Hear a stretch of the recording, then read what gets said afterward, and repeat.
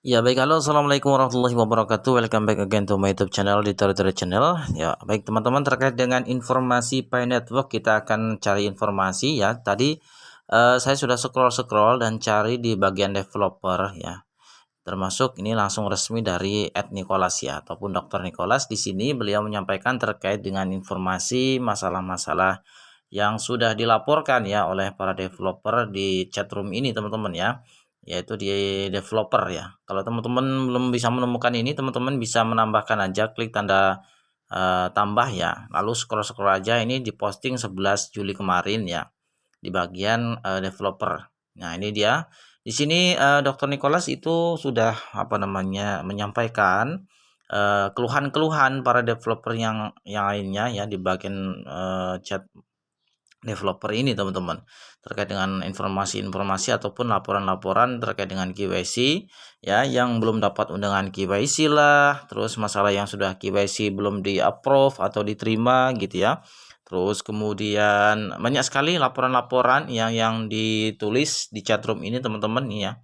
Ini sampai sampai tanggal 2 hari ini ya, sampai tanggal 12 ini kemarin Dr. Nicholas itu sudah memberi pengumuman ataupun menjelaskan di bagian chatroom developer ini. Nah, ini dia ya, all pioneer.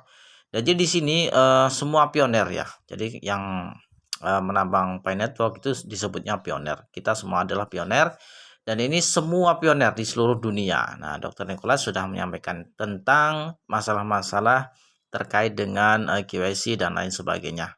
Oke, tadi saya sudah terjemahkan teman-teman ya. Kita akan baca bersama ya apa yang disampaikan oleh Dr. Nicholas supaya tidak miskomunikasi gitu ya. Jadi kalau sudah CEO-nya gitu kan ya, ataupun foundernya sudah menyampaikan seperti ini, harap teman-teman perhatikan baik-baik ya. Berarti Dr. Nicholas sudah mengetahui keluhan-keluhan kita selama ini ya, ataupun keluhan-keluhan yang dirasakan, yang dialami oleh pioner seluruh dunia. Oleh sebab itu beliau menyampaikan di chatroom developer. Oke teman-teman ya, tadi saya sudah menerjemahkan, kita akan baca bersama teman-teman. Pastikan jangan di skip ya, kita dengarkan. Saya akan bacakan untuk Anda semuanya. Oke. Ya ini teman-teman ya, setelah tadi kita sudah melihat di bagian resmi dari pengumuman Dr. Nicholas di bagian developer, kita akan bacakan kepada teman-teman ya. Mohon maaf ini tulisannya agak sedikit kecil, oleh sebab itu saya bacakan saja, teman-teman dengarkan ya, supaya teman-teman paham apa yang saya bacakan ini teman-teman ya. Baik, terkait dengan arti dari postingan Dr. Nicholas di posting 11 Juli kemarin teman-teman ya. Saya akan bacakan kepada teman-teman semuanya. Oke, all pioneer tadi artinya semua pioner ya, semua pioner termasuk yang lama sangat penting ya. Kata beliau, ingat bahwa rencana awal dari hackathon tahun lalu adalah komunitas itu sendiri untuk membuat solusi QC tanpa keterlibatan tim inti. Tetapi ternyata kami perlu meningkatkan ya. Jadi pada tahun lalu itu kan Dr. Nicholas membuat semacam hackathon ya. Nah, ataupun di situ bahwa membuat solusi QC tanpa keterlibatan tim inti. Tapi ternyata gitu ya, ternyata Dr. Nicholas perlu meningkatkan juga. Artinya belum selesai, belum bisa sepenuhnya 100% dilakukan oleh para pioner ataupun para validasi. Nah, gitu. Jadi perlu peningkatan kembali. Dan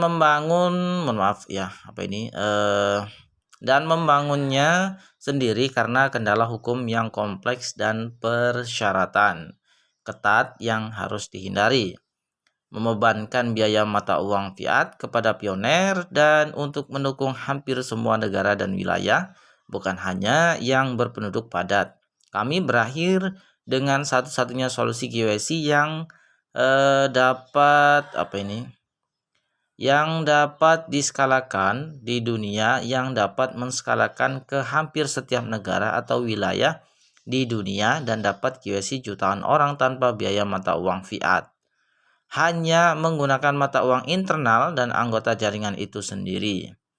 Saya sangat bangga dengan apa yang telah dicapai komunitas kami bersama dengan semua validator pioner dan moderator obrolan. Apakah kita sudah sampai? Tidak, belum. Baru kemarin itu yang diumumkan itu 1,5 juta yang sudah lulus KYC. Sementara perintis ataupun pioneer di seluruh dunia itu updatean kemarin itu 35 juta kan gitu, dan itu terdiri dari 200 negara. Jadi belum jadi sabarlah ya teman-teman, kalau yang belum mendapat undangan QS itu sabar. Saya juga belum teman-teman ya, jujur saya belum ya. Tapi santai aja ya, santai. Pasti semua nanti ada solusi untuk QS secara terbuka semua gitu. Oke? Jadi kata beliau apakah kita sudah sampai? Tidak, belum gitu ya. Kurang lebih seperti itu. Kami masih memiliki jalan. Nah, ini dia.